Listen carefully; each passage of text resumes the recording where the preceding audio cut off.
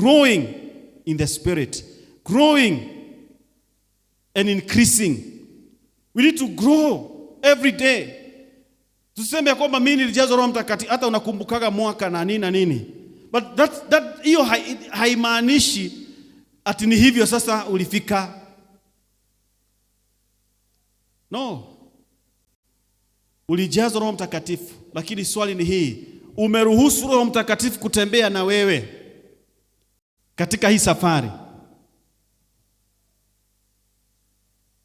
Nahitaji kujua na kuelewa mambo haya. The only way we can grow and yield in the Spirit, and the only way we can just please God in everything we do in this life as Christians, is when we let the Holy Spirit to grow in us.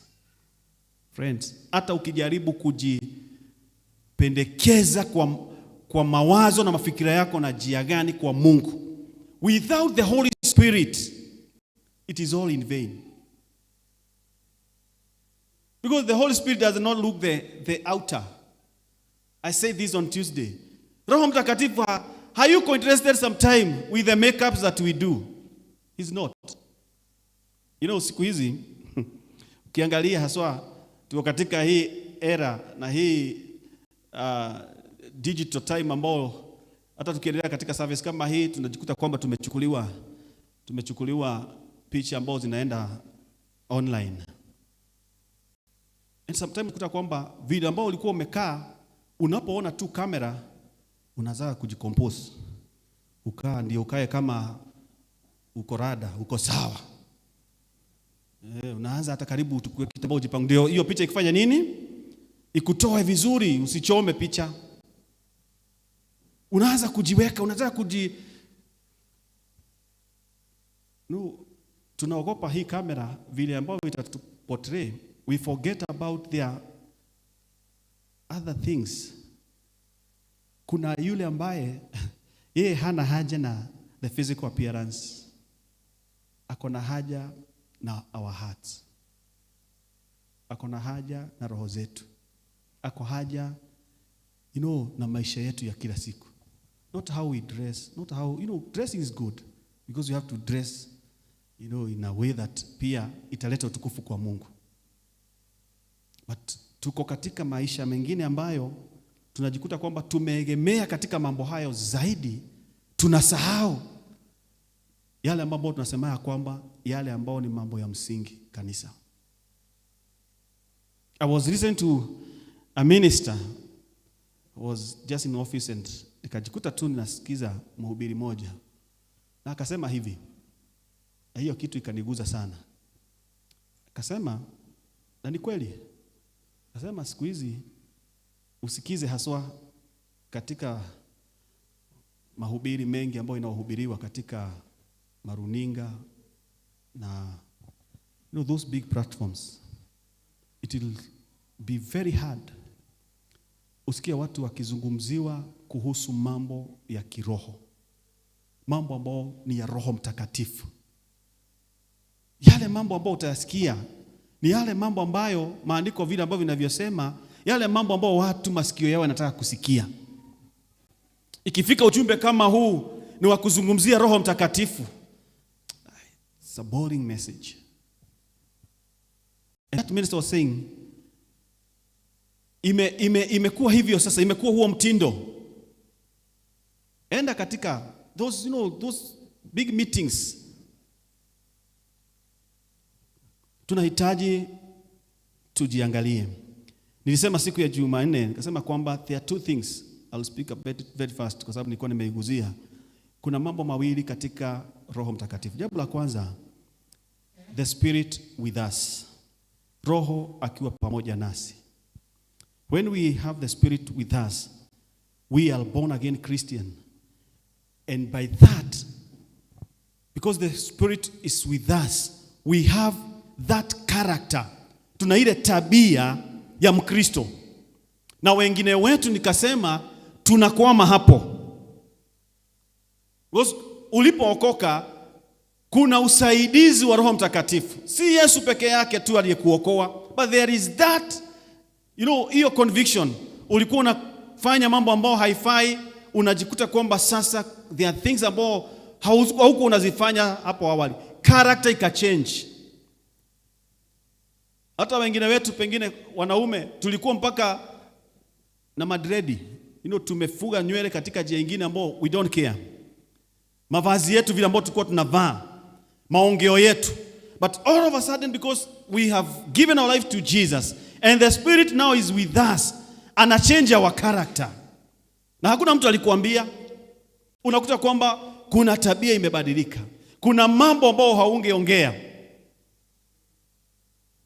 ama ulikuwa unayaongea sasa huwezi kuyaongea.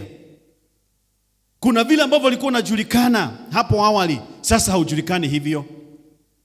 Hata wanakutolea ushuhuda nasema kwamba kama ni fulani alibadilika, because your tabia, your character changed. Ukisoma katika kitabu, katika John chapter 3 and verse 3, na unaweza anza huko juu, utaona mambo mengi ambayo imezungumzwa. So I think this is the story of this Samaritan woman. There was a character ambao alikuwa nayo. Kuna tabia alikuwa nayo hapo awali. Hata yeye mwenyewe alikuwa na confess. Hata maongeo yake tu, majibu yake, na ni Yesu anaongea na yeye. Hakuwa mtu ambaye alikuwa soft. Nasema wewe utatupea, utachota maji, uko na chombo gani ya kuchota? She was rude. Yesu akamwambia, Yakobo aliwapatia tu maji, lakini mimi nitakupa maji yaliyo ya uzima. Uko na wanaume. Alikuwa na ile tabia ambayo alikuwa nayo. But wakati Yesu alipombadilisha, alipopea Yesu maisha yake, the character changed. The same woman ambao hangetembea watu wakiona kwenda kuchota maji kwa sababu ya tabia yake, the character changed. Akawa ndio mwinjilisti, anaenda kuita watu wakuja wasikie habari za mtu ambaye amempea siri zote. Akafanyika mwinjilisti mara moja mzuri, the whole village ikamfuata because the character changed.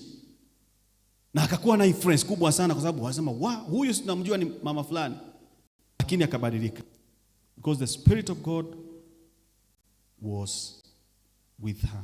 Now there is another level ambao naamini tuko ndani yake na tunastahili kutembea ndani yake. Tusikwame katika wokovu na tabia yetu kubadilika. Mimi sikunywagi pombe, mimi sivutai sigara. Those things about tunahesabiki, tunaona kwamba hizo ni za ule ulimwengu. Na ni kweli ni za ule ulimwengu mwingine ambao sisi si wa huo ulimwengu. That's why when I was ministering in the morning, sema kwamba kuna vitu unaweza ongea kama Mkristo, ukiongea watu wanageuka. Pastor Lia anaweza sema hivyo. Because your character si ya hiyo, si ya huo ulimwengu. Maongeo yako na majibu yako, unasema siku moja, na hii ni testimony yangu ambao sio positive in a way, but nataka niseme something had happened pale kwa Jackson. So kukakuwa na jam kubwa sana ambayo ilikuwa imefunga hii barabara tu yetu, and we were going for a fellowship somewhere. So mimi nilipotoka, most of the time unajua tukimaliza ibada wakati wa fellowship, kabla umalize BCD watu wengi wanakuwa wameenda. So na nilikuwa na hudumu katika hiyo fellowship. Na to make the matter worse, watoto wa hiyo jamii, 2 boys ni mimi nilikuwa nimewabeba together with my girls. I think hatukuwa na Pastor Lilian. And so one of the boy, sababu alikuwa kijana mdogo na alipenda gari sana, akawa amekaa na mimi katika gari hapa mbele. So nilipofika somewhere nikaona hii jamu haisongi. Imesimama tu, haiendi. Then magari zile zinakuja hivi na zile watu wame overlap, zimeenda zimefungiana. Na nilikuwa mwisho ile. Pale tu peace, somewhere peace hapa hapa Deliverance kuna mahali wametengeneza. And nikafikiria haraka. Kafanya calculation yangu haraka. Baada nikae hapa. na gari yangu inaweza pita hapa kwa sababu iko juu kidogo. Sinipite tu kwa ile ka pavement huko. Ndio nitokee pale kwa maroli pale mahali kuna uzago wa mandizi hapo nichomoke. Na nikafanya calculation na ikaingiana. And so I turned. Kijana ambaye alikuwa amekaa hapo alijua hiyo ni makosa. Alijua hiyo sio character ya pastor. Akaniambia, "Pastor, una corrupt." Hiyo ndio jina ambalo alitumia. Una corrupt na wewe ni pastor. Wow. Nisikia kama nimemwagiwa maji ya fridge. I could not be able to answer the boy immediately. Ilibidi nijiite kama nitamjibu aje. Yaani hakuamini my character, tabia yangu, position yangu nafaa kufanya hivyo. And you know, nilipopita hiyo Kajia, magari mingi sasa nikawa nimewatengenezea hiyo Kajia wakapita. So nikamwambia, mimi ndio nahubiri, wakati sasa nilifika kwa highway. Na sinaona simu inapigwa, mpaka mama yako ananipigia. Sasa imebidi tu sifanyagi hivyo. Sasa ni kuanza kwa mtoto. Character. You know, there are things ambao haustahili kusema, zinaonekana tu because you are born again Christian. Haustahili kujitetea. But now we need to have the Spirit in us. The Spirit in us. And when we have the Spirit in us, it is the life, when we are filled by the Spirit, the life of service. Huwezi sema kwamba uko na Roho Mtakatifu ndani yako na hautumiki. You have to now understand, Roho Mtakatifu akiwa ndani yetu anatufanya sasa tutumike. Tuanze kufanya yale ambayo tunafaa kuyafanya na kuyatekeleza. With the guidance, with the direction. Unaweza andika, sitasoma lakini unaweza andika Acts chapter 2 verse 1. Ukisoma hivyo chapter 1 teremka hivyo utaona Roho Mtakatifu. Ukisoma katika hiyo scripture, wakati Roho Mtakatifu aliingia ndani ya wale mitume wakiwa katika chumba cha juu. I was reading this scripture I think yesterday or Friday. Na walikuwa tu wamejifungia. They had the Holy Spirit with them. Walikuwa na Roho Mtakatifu. Na Yesu akawaambia, endeni mngojee sasa ujazo. Biblia inasema kwamba alipokuja juu yao kama ishara ya moto, wakaanza kuongea katika lugha tofauti tofauti. Actually Biblia inataja zile lugha walizoziongea, ziko hapo utaziona. Mpaka wale waliokuwa nje wakashangaa, hawa watu wanaongeaje na hizi lugha zote? Na hawa watu si wa huko. Lakini hawakasahau kwamba Roho Mtakatifu sasa hayuko na wao, ako ndani yao. Na hakukaa tu ndani yao, alipoingia ndani yao, walipomaliza kunena kwa lugha, the service ikaanza. If you go to verse 41 of that scripture of chapter 2, mtumishi wa Bwana, ukianzia hapo katika verse 39 hapo, mtumishi wa Bwana aliposikia vile watu wanasema hawa ni ulevi.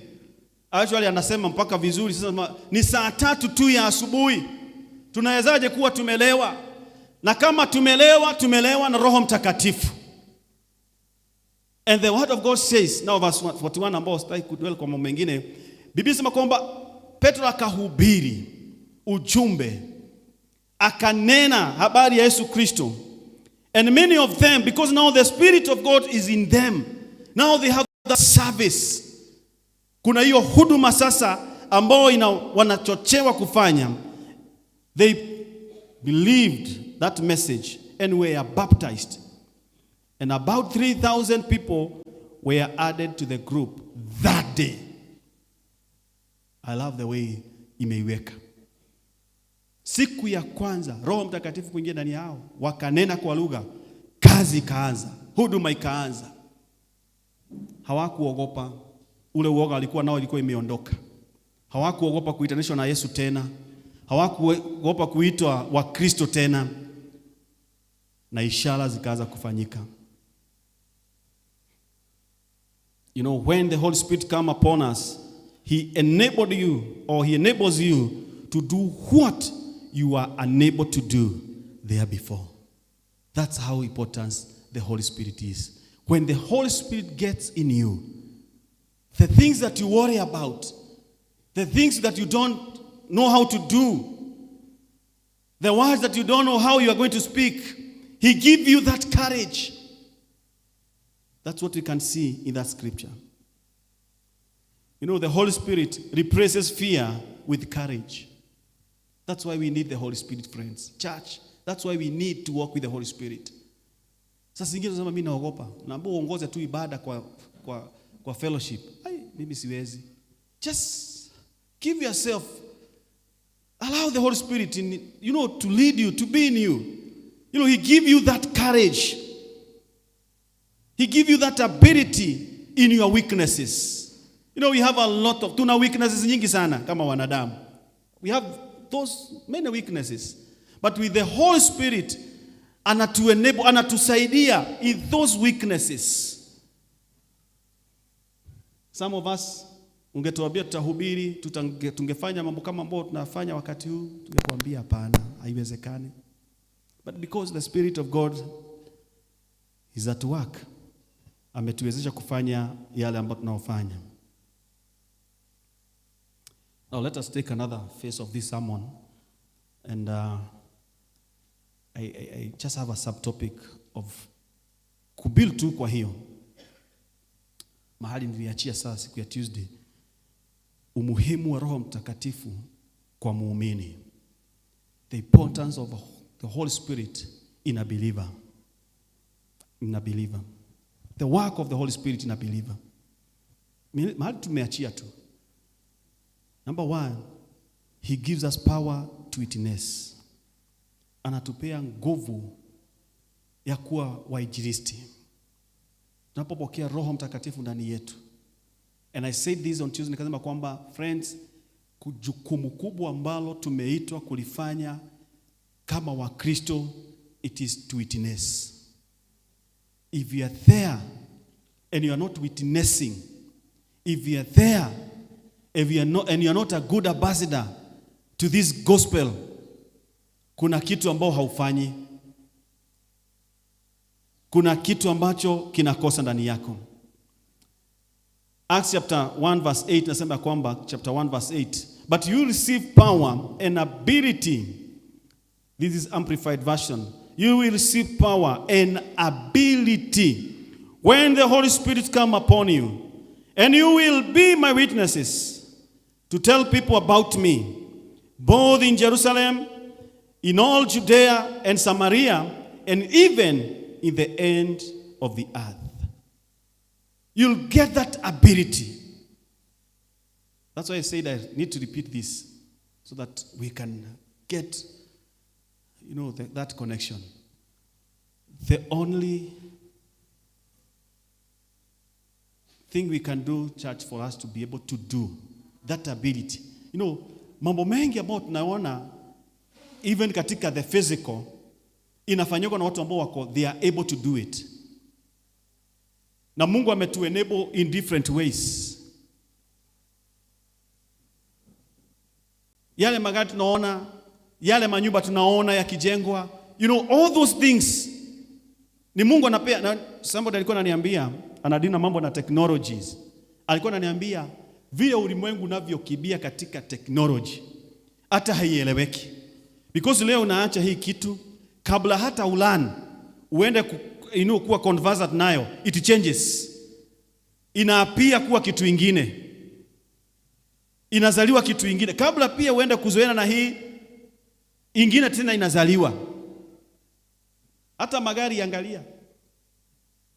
Sasa wale ambao walikuwa nakimbizana na magari siku hizi hata hawawezi, because kila wakati, karibu kila mwezi, every short season a new thing, a new version imetokea. It is watu wamepewa that ability. What about in this Christian life, in this spiritual life ambao tuko ndani yake? Do you have that ability ya kufanya mambo vile ambavyo inavyofaa kwa kila wakati vile ambavyo inavyofaa? That's why nikasema kwamba tusikwame tu wengi wetu katika tu msalaba tumeokoka. Tuna other abilities ambazo tunastahili kupata. Petro na wanafunzi wengine wangekwama tu katika hicho chumba, watu 3,000 hawangeokoka. Ujumbe huu tunaohubiri saa hizi haungekuwa unahubiriwa. But they allow the Holy Spirit to come upon and in them. And they now got that ability. Wakapata hiyo nguvu, wakapata huo uweza wa witness. They were able to tell people about Jesus in that place of Jerusalem, and even to Judea, Samaria, up to the end of the world. Nikasema siku ya Tuesday, the power that is being mentioned here in Acts chapter 1 verse 8, it is called dunamis. D-U-N-A-M-I-S, the dunamis in Greek. I know we know there are groups in Ajitaka dunamis, nini. Dunamis means power that is being spoken in that scripture, which refers the empowerment, the equipping of a believer to witness for Christ. Dunamis. That ability, that strength, that enabling. Na naomba ya kwamba katika mwisho wa ujumbe huu, wapendwa, ama tunapoendelea, we shall get that power, that dunamis. That tutaweza kuwa witnesses of Christ. We'll get that ability. We'll be effective in sharing the gospel.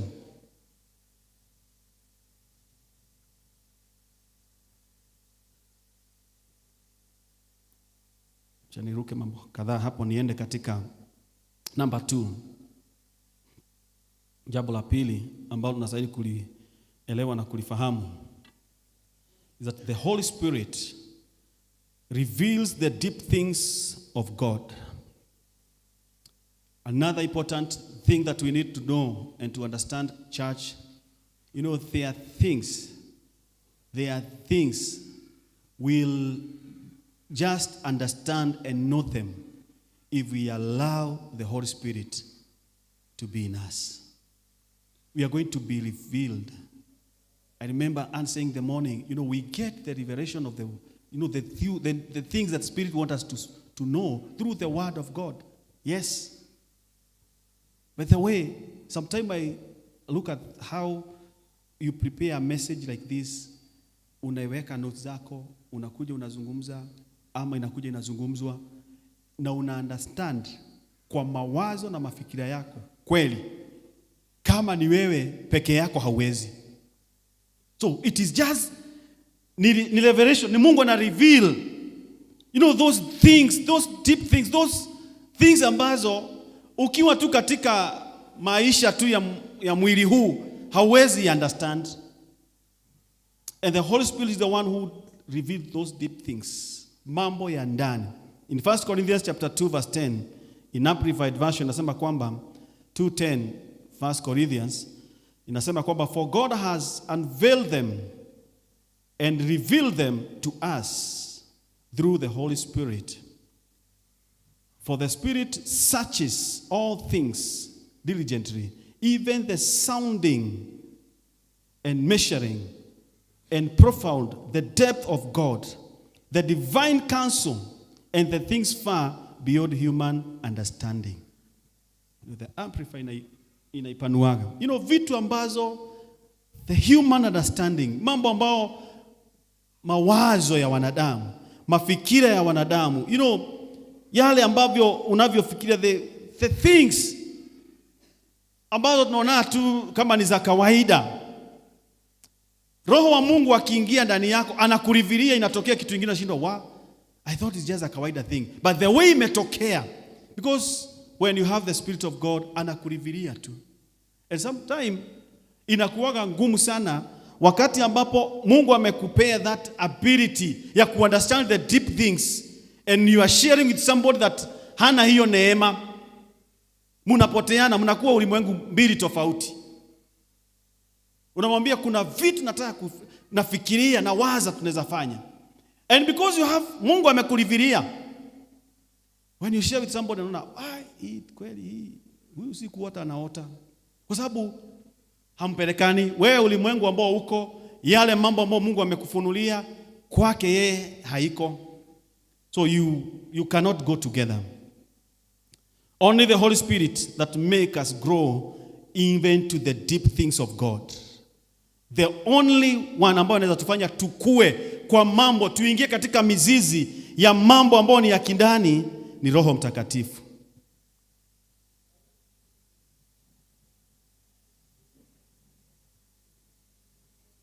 You know, we cannot grow, friends, without God revealing to us those deep things.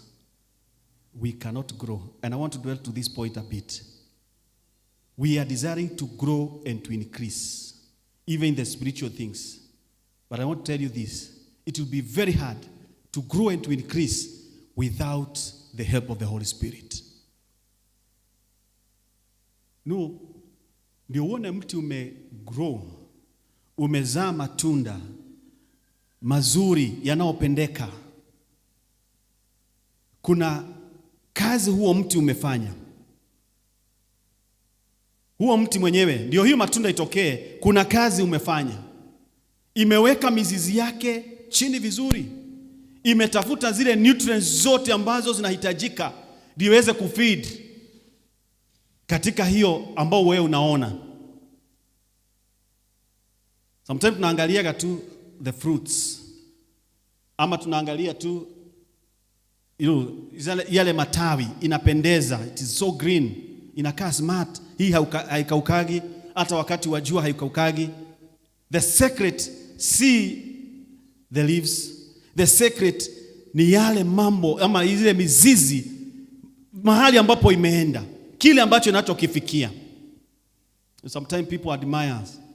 Tunaadmire mambo mengine, tunaadmire watu wengine, tunaadmire huduma za watu wengine, tunaadmire vile watu wengine wako sawa, wamepanuka, when they stand to minister, when they stand to preach, when they start kuongoza, tunaona tunaadmire. But kabla uadmire, hebu angalia mizizi ya huyo mtu. Ameenda, kuna vitu ambazo amefanya ambao haufanyagi, ndio kunakuwa na tofauti. Na usipofanya itakuwa ngumu sana mkue level moja na yeye. So we cannot grow. We need to go deeper to the things of God. And the only way to go deeper to the things of God, church, it is having the Holy Spirit. We want to grow even as a church. Kuna moment tunaadmire ku grow. So we have to go deeper kwa neno hili. We yield more to the Holy Spirit. Tutamani kushikwa mkono, kuongozwa. When we talk about the deep things of God, it refers to God's plan. God has the plans, even in our lives. God has His own wisdom. When we talk about the deep things, is the wisdom of God. Ambaye anatugawia hiyo wisdom. Kwa sababu Mungu akaagi tuna wisdom katika kiti chake cha, in that seat. Ndiye anatugawia that wisdom. Tunataka when we go deeper, tunapata that wisdom. That nature that is not easily understood by human beings. That nature. Those are the deep things ambazo zinazungumziwa katika hiyo text. That are not, watu hawezi elewa, watu hawezi understand. And that's why hatuwezi pelekana safari moja na watu wa ulimwengu, because they don't understand these deep things. Reverend Charles ambaye alikuwa hapa last weekend alituambia kwamba inakuwa ngumu watu wa ulimwengu kujua habari hii, inakuwa upumbavu kwao, ni mambo ya ujinga, because they are deep things. And that's why unaona inapingwa. Wengine hata hawaogopi, wanatokea wazi yale mambo ambayo Mungu ametulivilia, ametufundisha kuyaelewa na kuyafahamu. The deeper things, it is having that understanding of God's character. We need to know the character of God. The deep things is understanding tabia ya Mungu na kutembea katika hiyo tabia ya Mungu. And the purpose of God in our lives. Those are the deep things. The deep things in understanding siko tu hapa katika ulimwengu huu kufanya yale tu mambo ambayo ni ya ukawaida. The deep thing ni kujua kwamba there are other things I'm called to do. Hey church, Bwana Yesu asifiwe. Understanding there are other things, there are other callings. Nimeitwa kutimiza makusudi mengine. Na wacha nikuambie, katika kutimiza hao makusudi mengine, usifikirie kwamba utaitimiza easily. The enemy knows that. The deep things, kama kuna kitu shetani anapigana nayo, ni wakati ambao tunaenda kutimiza those deep things. Yale mambo ambayo ni ya kindani ya Mungu. Nirejelee mfano ambao dada yetu alitupea asubuhi wa Jonah. Alipoitwa, those were deep things. And that's why they were not revealed to everybody. They are selected people ambao wanafunuliwa those few things ambao ni deep. Na Mungu akaja akareveal kwa Jonah, akamwambia enda katika Nineve. Uende hubiri, uende uambie wa repent, kwa sababu wasipo repent wamaliza. Mungu amemlivilia and he's running away. Anakimbia. Anakutana na watu ambao katika profession yao hawajariviliwa those deep things. Wao wanajua kusafirisha mizigo na watu katika mashua. Hawana hiyo understanding. Ile understanding wako nao ni kwamba wakati kunakuwa na shake up kama hii ni kupunguza uzito katika meli. Wanatupa vitu zao zote. Jamaa anapelekea hata watu hasara. Na mtu ameriviliwa deep things, anapelekea watu wengine hasara. That's how it happens. When God reveals to you the deep things, don't run away from it. Itakuletea hasara mingi sana. Na utaletea mpaka watu wengine hasara katika maisha yako. Na Mungu kabisa kama anataka uitimize, utaitimiza tu, but with a lot of loss. Hebu imagine huyo jamaa akimezwa. Kuna vitu zingine unajaribu kuunderstand, pengine utaunderstand zile ambao Biblia inasema kwamba zimefichwa. Anaingia mpaka kwa tumbo ya samaki. Anamezwa kwa sababu kuna vitu ambao anakataa kuzifanya ambazo alikuwa Mungu amekuwa amemfunulia.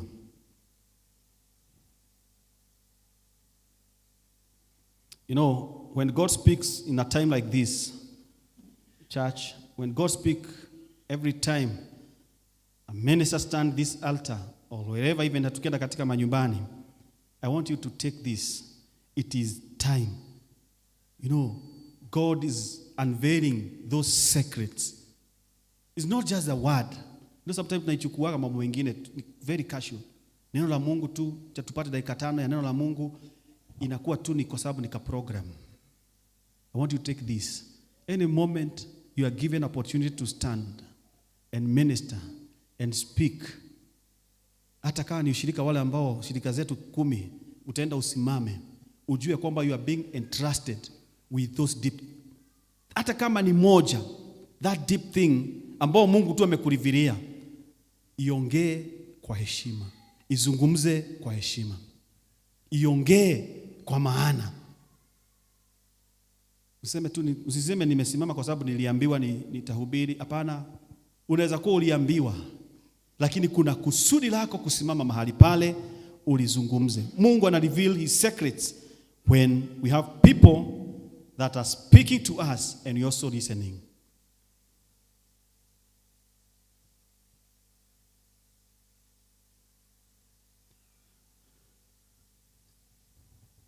Number 4, the last one I finish. Why do we need the Holy Spirit? Why do we need to yield for the Spirit?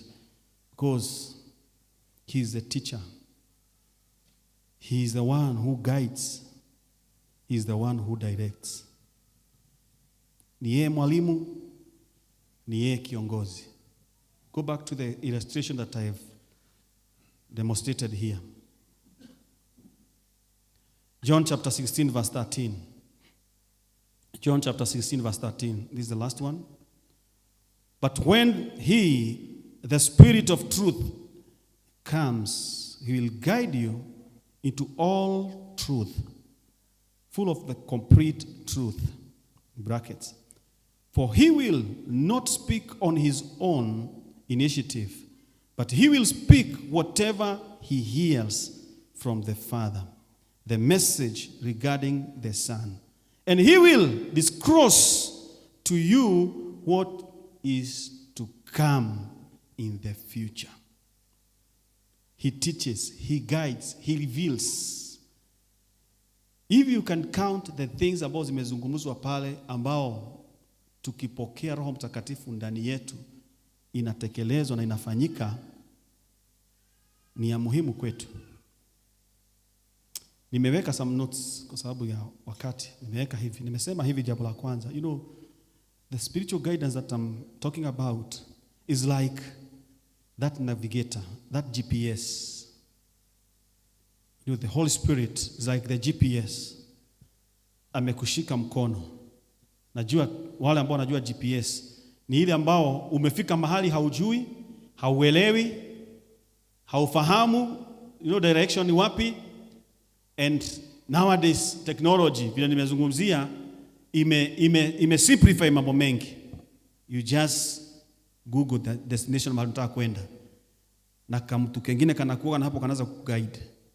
In 100 meters turn on your left. Anakuguide. Finally unajikuta kwamba mahali haujai kanyanga, that GPS inakuelekeza, inakutupa hapo.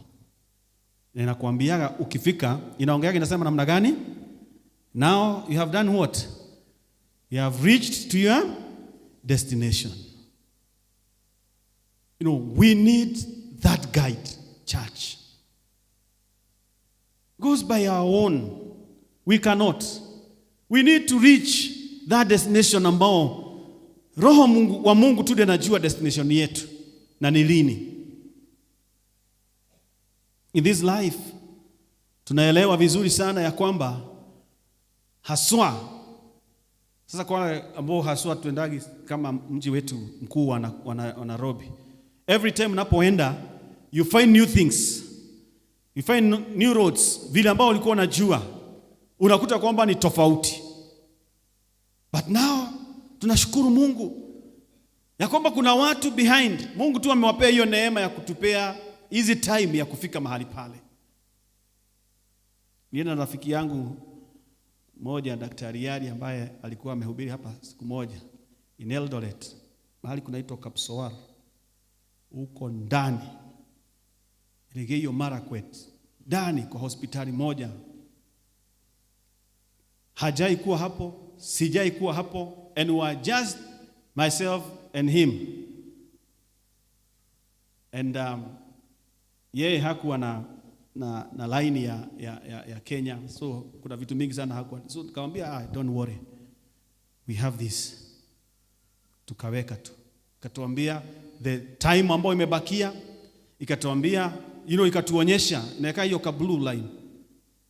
And within a very short time, mahali hatujaienda kwa maisha yangu yote. And wakati tulifika, the reason why nimekumbuka hiyo, daktari akaniambia, thank God for the technology. Because we could not have reached this destination. But with technology, we have reached. Thank God you have the Holy Spirit, church. Because with the Holy Spirit, we shall reach, that destination ambayo tunafaa kufika.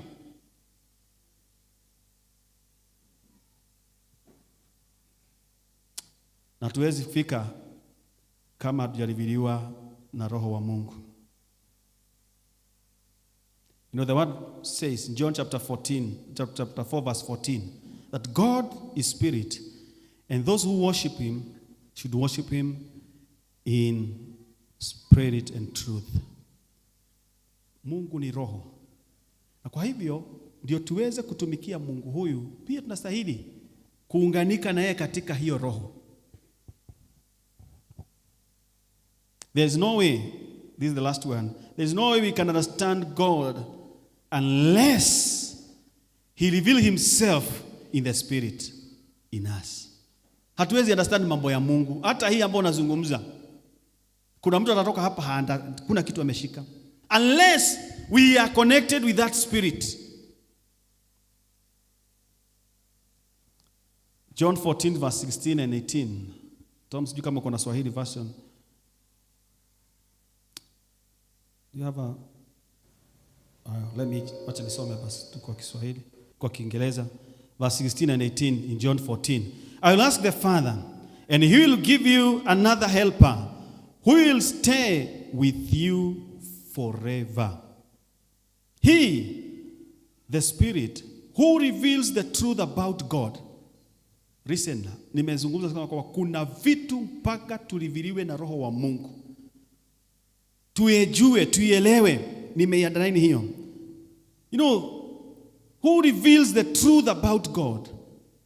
The world cannot receive him because it cannot see him or know him. But you know him because he remains with you and is in you. Underline hiyo vizuri. He is with you and he is in you. Don't just allow the Holy Spirit just to be with you. Let him be inside you. When you're talking about yielding for the Holy Spirit, we need him inside us. And then nasema kwamba the world cannot even understand him because they don't know him. Sasa zingine tunataka kuuliza watu ambao hata hawajui Roho wa Mungu, hawajui mambo ya Mungu. Ndio tunataka watupe solution zingine ambao tuko na Roho wa Mungu ambaye anafaa tulivilie na atupe the solution. Verse 8 nasema, when I go, you will not be left alone. I will come back to you. That's the time ambao alikuwa naahidi Roho wa Mungu atarejea na ataweza kujaa ndani yao. Niruhusu nisiendelee zaidi ya pale because of time. But now continuation to that. Kuna mambo mengi ambayo Bwana amenipatia, amenifunulia na najua atazidi kufunua kwetu. Kuna kitu tu moja tu ningetaka tufanye tukiwa mbele za Bwana.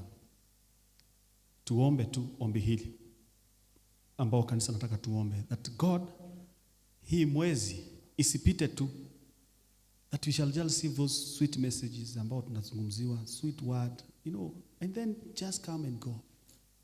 Just come and go. Situwe tu na hiyo desire that the Holy Spirit will, you know, will transform, will ataingia, atatubadilisha, atatuhuisha tu, atatufanya tutamani. Tutakuja kuzungumzia jinsi ya kupokea Roho Mtakatifu katika mwisho pale. It's not hard, it's very easy.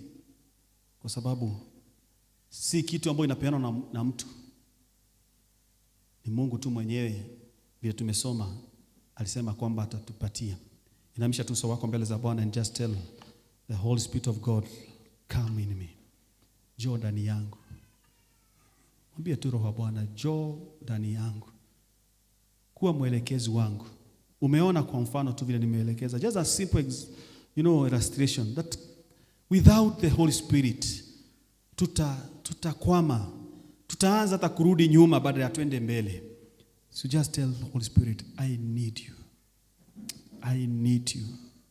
I need you. More than anything, we are running up and down to satisfy this flesh, to do the things of this world.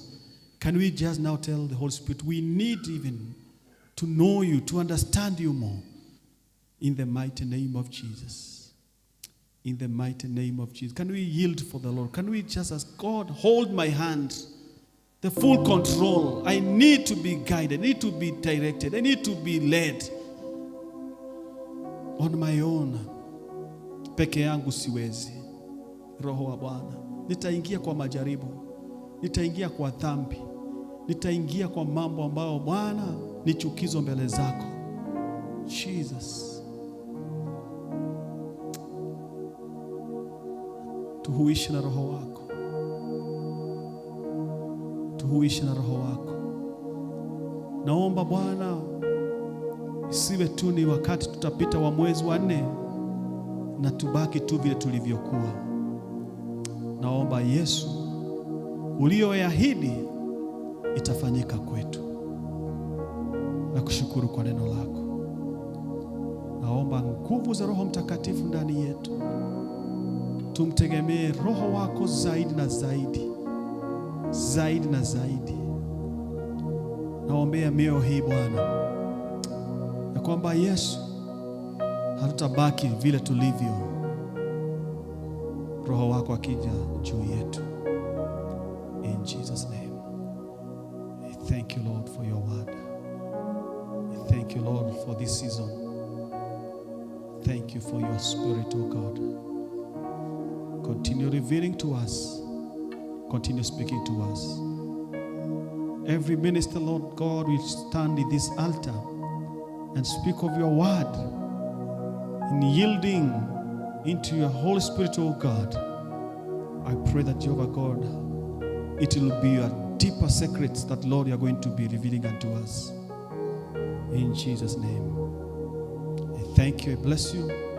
Even for the remaining part of our service, I commit all things unto your able hands, O God. Have your way, Jesus. Have your way, Jesus. Have your way, Jesus. In Jesus' mighty holy name, we can say a big amen as we celebrate Jesus. Amen. And amen. Amen. Thank you. I want to call upon the leader of the service. Mwalimu njoo tuongoze ibada. Tumkaribishe Mwalimu Njau.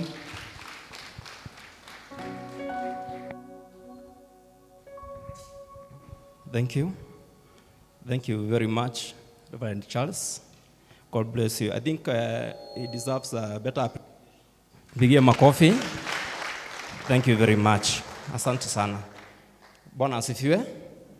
Bwana asifiwe. Tunaongea kama tuko chini sana.